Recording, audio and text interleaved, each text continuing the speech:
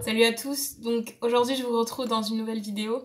Le décor est un petit peu différent, c'est parce que je suis dans une chambre d'hôtel, vous savez c'est les grèves en ce moment, et je fais un deuxième travail pour financer justement, d'après la dernière vidéo vous avez vu que ça coûte énormément cher de financer son entreprise de cosmétiques. Du coup je fais un deuxième travail pour m'aider à financer ça, et vu que c'est les grèves j'aurais pas pu être au travail demain, enfin je travaille les week-ends aussi. J'aurais pas pu être au travail le week-end, donc le travail m'a donné une chambre d'hôtel pour que je puisse être là. Juste, voilà, c'est juste pour ça que je suis dans une espèce de chambre d'hôtel.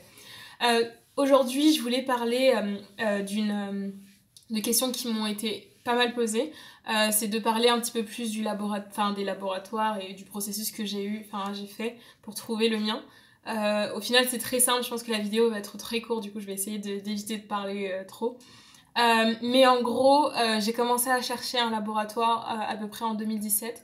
En fait, c'est juste sur Google, comme tout le monde, j'ai tapé laboratoire et je me suis rendu compte en cherchant que les laboratoires étaient plus ou moins spécialisés dans quelque chose. Du coup, plus tu allais, plus tu voyais que les laboratoires, j'en sais rien, soit ils étaient spécialisés dans le skincare, qui est des produits pour le visage, des soins pour le visage ou pour les cheveux, ou soit ils font du général, soit ils te proposent quelque chose plutôt large, c'est-à-dire qu'ils vont t'aider à faire ta formule, à faire le packaging, c'est-à-dire la boîte de ta formule, soit ils vont t'aider également à le distribuer, à le vendre, ils vont t'aider également à imprimer les visuels de ton produit. Donc c'est vraiment j'ai choisi en fonction de ça en fait. Plus tu cherchais et j'ai cherché des laboratoires qui étaient spécialisés dans le cheveu afro parce que je savais que c'est quelque chose de compliqué et qu'il n'y a pas vraiment il y a vraiment rien qui est spécialisé en cheveux afro de ce que j'ai vu en France. J'ai trouvé des laboratoires aux UK, tout ce qui est Londres, enfin j'ai pas le mot en français maintenant, je suis désolée. Mais voilà, au Royaume-Uni, voilà. J'ai trouvé des laboratoires au Royaume-Uni qui étaient spécialisés dans les peaux noires et les cheveux afro, mais c'était un peu compliqué, c'était des trucs pas trop de qualité, voilà. Donc vraiment c'est comme ça, vous tapez sur Google, vous cherchez en fonction du type de cosmétique dans lequel vous voulez vous spécialiser et vous voyez dans quoi est spécialisé votre laboratoire.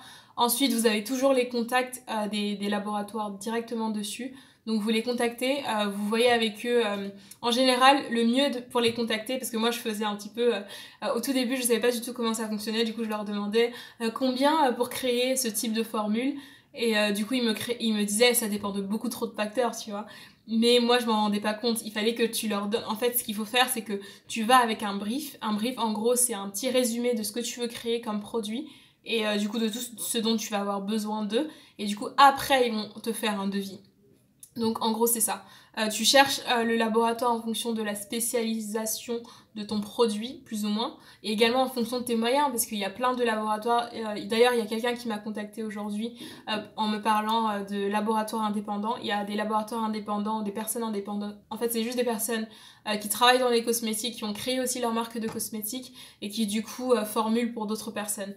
Du coup, c'est ça qu'on appelle laboratoire aux personnes indépendantes et qui peut vous proposer des prix un peu plus intéressants. J'en avais eu une qui avait sorti sa marque justement de cheveux afro, enfin spécialisée dans les peaux afro et cheveux afro, et j'avais contacté également pour qu'elle fasse ma formule. Mais je me suis rétractée parce que j'ai pensé que le fait qu'elle avait déjà sa marque et qu'elle était occupée avec ça ferait qu'elle se concentrerait pas trop sur mon projet, tu vois. Et du coup, j'ai changé. Et au final, les prix qu'elle me proposait étaient vraiment hyper similaires à ceux du laboratoire avec lequel je travaille maintenant. Et en plus, elle proposait moins de services. C'est pour ça qu'au final, j'ai pas travaillé avec elle. Mais vous avez justement, de ce que j'ai vu, je suis pas une spécialiste des laboratoires non plus. Mais vous avez des laboratoires indépendants et vous avez des gros groupes.